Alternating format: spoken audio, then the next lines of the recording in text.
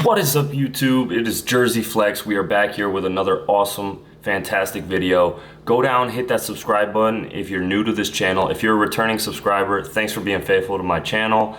Today in this video, as the title says it, we're going to be reviewing LGD 4033, which is a research compound, also known as a selective androgen receptor modulator, but most commonly known as a SARMs. So we're going to be reviewing LGD 4033 in this video.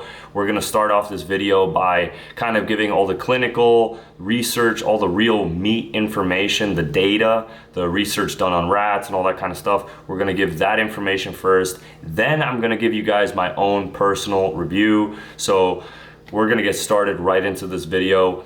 If you haven't, I'm gonna repeat again, go down, crush that subscribe button because we're giving nothing but quality fitness content. Hit that subscribe button and let's get this video started, guys.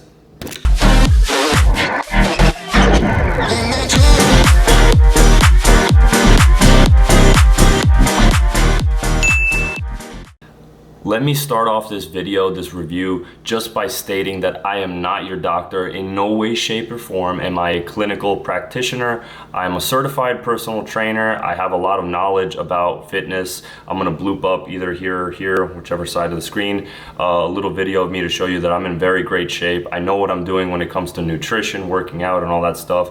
But this is basically, this video is strictly for information, research, just for you guys to learn about the compound. I am not in any way, shape, or form telling you to take it. I'm only giving my review about it, what it does, my personal experiences with it, and so on. So that being said, let's dive right into this. What is LGD? What is a SARM? A SARM is a selective androgen receptor modulator, which in that case, it is not a steroidal agent. It's not an androgen. With anything of these anabolic substances, they do come with androgenic side effects just because of the nature of what they do. But with this, the purpose of SARMs is to really find a way to replace testosterone replacement therapy in a way that's in a way that keeps androgenic side effects to a real minimum. So you're gonna expect minimal to no androgenic side effects with this compound. That is the purpose of this. And the purpose of this research is to increase bone mineral density and to increase lean muscle mass. That is the whole purpose of LGD. And it is on its way to becoming approved for human consumption, more so than ostarine. So second to ostarine. Ostarine is the closest, but in my opinion, I think that it'll surpass ostarine because it is currently in its level 2 of research for hip fractures and muscle strength. So it is well on its way to hopefully being approved for human consumption, but it's still strictly a research compound. As I stated before, this is not for human consumption. This video is strictly for knowledge purposes only, followed by my personal review on when I took it and how I felt on it. So, stay tuned for that. LGD is currently being studied for its benefits in clinical studies to prevent muscle wasting and also to improve patients who suffer from osteoporosis. This is by increasing bone density and the overall strength of your bones and also increasing lean muscle mass. That, for a bodybuilder, weightlifter, powerlifter, or any kind of athlete is like key for strength and muscle increase. So this is why bodybuilders are the ones that are taking advantage of LGD, but that is what it's being used for in clinical research and study to help patients who suffer from that kind of stuff, muscle loss, muscle deterioration, and bone issues, and any other kind of sickness related to these kinds of issues is what it's being studied for clinically. The research compound was originally developed by Ligand Pharmaceuticals, where it got its full compound name of Ligandrol, also known in short as LGD 4033, but that is where its original name came from Ligand Pharmaceuticals. Then the patent research contract was transferred over to Viking Pharmaceuticals, and it's currently Viking Pharmaceuticals who is proceeding with the studies on LGD 4033. So that is a little, like history lesson on how it came about and where it got its name. Now, the main purpose of these research compounds, SARMs, such as LGD, is to find a safer alternative to TRT, also known as testosterone replacement therapy. And the purpose of SARMs, reason why it is safer, is because it's a more anabolic compound as opposed to androgenic compound, meaning you're going to get less or no androgenic side effects. Androgenic side effects include balding, acne, gynecomastia, which can come about from increases in estrogen, and aromatization. So that is the purpose of SARMs, and that is the reason why it is being studied, for the safer alternative to TRT, or testosterone replacement therapy. And that is why LGD is also being moved forward and progressing with its clinical studies. Now, one of the biggest issues with TRT, or testosterone replacement therapy, is that testosterone itself is not orally available. Its oral bioavailability is none. It is only able to be placed into the body intramuscular, with intramuscular injection. Yes, you have to take a needle, a syringe, and inject it into yourself intramuscularly. That is why testosterone injections are kind of a turnoff to some people, just the idea of a needle and injection. This is why SARMs is being researched so much, such as LGD, because of its oral bioavailability. You can put it right under the tongue, you can take it in orally through a capsule or through a dropper under the tongue, as I just mentioned, and it absorbs into the body tremendously in that kind of way, whereas testosterone cannot do that. And the idea of needles and injection on a daily or weekly basis for most people is a huge turnoff. And also with steroids themselves, steroidal agents, the traditional steroids, most of them, with exceptions such as Dianabol and other kinds of oral steroids, most steroids can only be taken intramuscular with intramuscular injection. So that is why oral availability is very important for these research compounds, to make it more doable to the normal person who needs this kind of therapy. That is why, another reason why they are in clinical study right now. Something else that I may add about LGD, but also including other SARMs, is that it is a more ideal option for women who are suffering from bone density issues and muscular deterioration, as opposed to testosterone, because LGD, alongside with other SARMs, has very little androgenic side effects, or none in many cases. So for women to take it, it is the more ideal option as opposed to TRT, or testosterone replacement therapy, because you don't run the risk of developing masculine features. And most women who are just trying to better their health by getting TRT, they're not trying to develop a masculine jawline and broad shoulders. They're just simply trying to increase their bone density and be healthier. So, something else to note about LGD is that it has the highest binding rate compared to any other SARM in clinical research. So that is very good. That is a very good thing, just saying. High binding rate. Another thing to note is that it is highly potent in accelerating anabolic activity in the body. Anabolic is muscle building activity. It is very good at developing anabolic activity, as opposed to androgenic activity, which testosterone is notoriously known for developing that, and that is masculine features and all kinds of different side effects that you don't want per se, like going bald and stuff like that. You don't want to go bald, trust me. So that is very good on LGD's behalf.